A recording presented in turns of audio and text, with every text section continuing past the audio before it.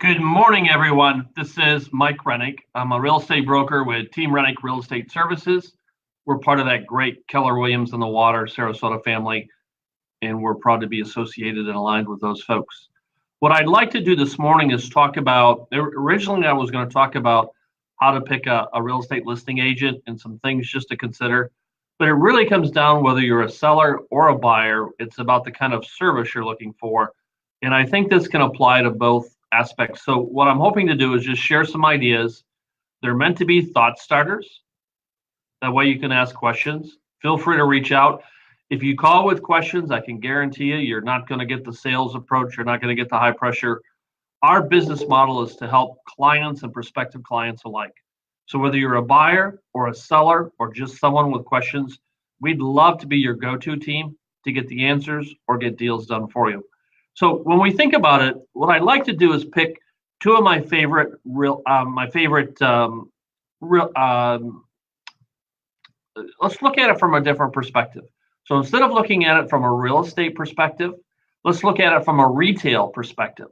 So two of my favorite models that I like to look at, because I enjoy both of them, are Walmart and the Ritz Carlton. They're known for different things, and I love both organizations. I really enjoy what they've done to build themselves into what they are today. But I go there for different reasons. So when we look at Walmart, we expect good service, great prices. It's more of a national chain. Rules are made in another state and we follow them. I'm in Walmart all the time. When we look at Ritz Carlton, it's more specific to the area. It's upscale service. It's the personal touch. It's the high value. So depending what you're looking for, I propose those are two good examples. So let's look at two unique kind of real estate agents. And step back for just a second. I really believe everything is agent focused. It doesn't really matter what brokerage you're part of. Yeah, they provide tools. They do a lot of great things to support the agent. But if you have a weak agent or an inexperienced agent at a top brokerage, it still doesn't matter. So it comes down to the agent. And when you look at it, if we can categorize the agents into terms of the high lister, who has tons, if I can use that word, of listings and focuses on getting as many as possible, or we look at the more smaller boutique service, someone that's going to provide high service to a much less number of listings. So there's your Walmart approach for the first agent, your Ritz Carlton approach for the second agent. And when we take a look at that, the high level, the Walmart, you don't expect the same level of service. And you can't. If someone's got 35, 40 listings or more, even with a team behind them, they cannot provide the level of service that someone who's focused on the smaller number upscale. For example, are they present at all showings? Buyer's agents aren't always able to do their homework and understand the attributes and the positive things about your listing. So when we list a property, we make sure that we're there and we have an agent that's fully experienced and knowledgeable about your property to help the buyer's agent when they comes in. Another thing, let me share a story about an agent who takes a lot of listings out here on the island. And again, I have all the respect in the world for my peers. Some of them choose the same model that I do in terms of the small, upscale, high touch approach. And some have elected to go with the mega number of listings. So let's talk about that.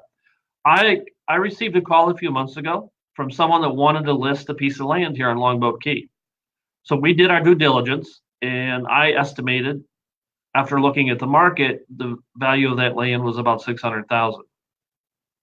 I shared that with the prospective seller, and he indicated that maybe I didn't understand. He wanted it sold immediately. He wanted it sold within 2 weeks. So we were going to list it per his request at $299,000. 50% of the value right out of the gate. Now, that didn't seem right. So we did our due diligence. I brought in a couple of great friends who are attorneys. And with just a little bit of investigative work, we found out that the deed he had filed was fraudulent. So the deed was on file in Manatee County. It looked legit, but with just a little bit of homework, we found out it was a fraud. He was not the owner of that land. Now, he left right away. I didn't tip my hand. I didn't share with him what I had learned. I just shared that that wasn't the right listing for us. And he went to one of these large listers. And of course, within 24 hours, it was online for sale. So we reached out to that agent, one of our peers, one of the agents we have the utmost respect for, and shared the background on that. And of course, he took it down right away. So that agent, who's as honest as we are, because of the size, just cannot do the due diligence that a smaller upscale firm can do. Now, that doesn't mean that every agent who takes just a limited number of listings is going to provide high service. You have to dig in, and you've got to learn a little bit more about what their plan is. If you look at where most buyers come from, I love it when brokerages talk about, well, my brokerage webpage gets so much traffic. The highest number of visits by prospective buyers is not a brokerage website. It's Zillow, Truly, and Realtor.com. And your agent, as a listing agent, needs to know how to leverage that technology. Here's something else that's really interesting. Facebook. Now, buyers and sellers don't necessarily go to Facebook looking for properties, but buyers and sellers are on Facebook, and it's become a great channel, and we've had great success. And the reason I'm sharing that is your smaller, upscale, high touch, focused on servicing you, has time to look at the new channels and evaluate those. So in this area, with the work that I've done, the second highest realtor following is someone who has 4,700 followers. Well, we're over 90,000. So we know how to leverage that channel.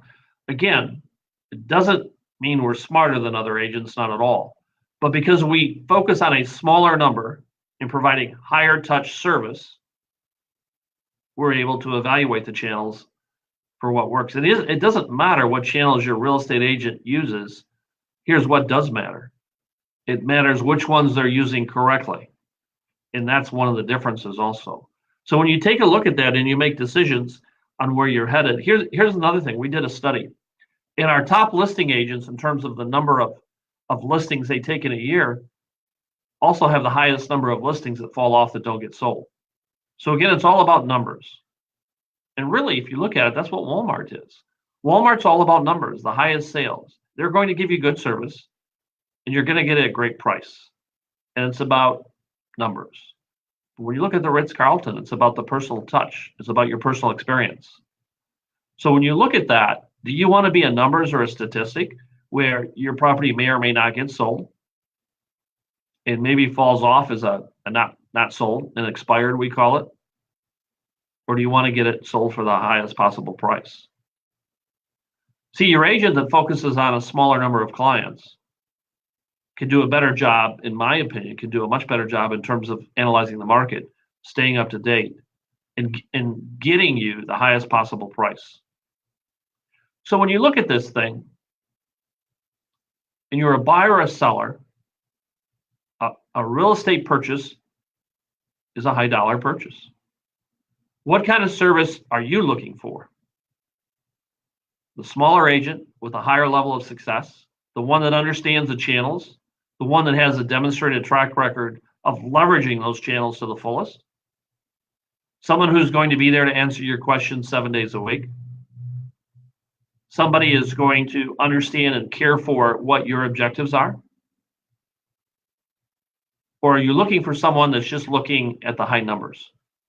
And they'll take 50 listings or 40 listings, and if 15 or 18 of those don't sell, they've still sold a high number, and that's what's important.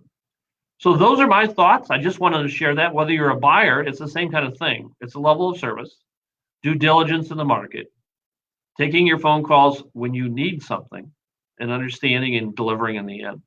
So those are, in a high category perspective, the two types of agents: your Walmart agent and your Ritz Carlton agent.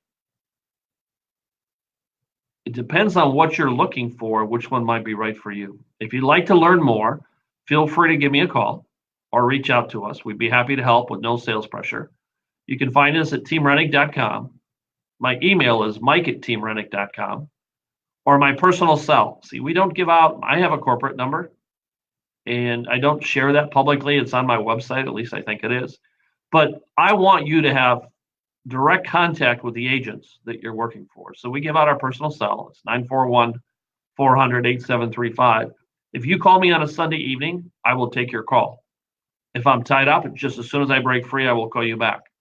If you call me early on a Tuesday morning, I will take your call.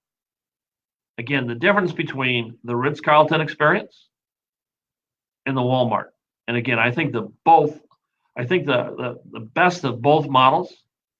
I shop at each of them, but for different reasons. Reach out if you have any questions. I thank you for joining me this Thursday morning. We're here to help. You don't have to be a current buyer or seller. If you have questions, we're here. Again, teamrenick.com. This is Mike Renick. I'm part of Team Renick Real Estate Services. We're part of that great Keller Williams on the Water Sarasota family. Take care, everyone. The weekend's in front of us. I hope you have a great weekend.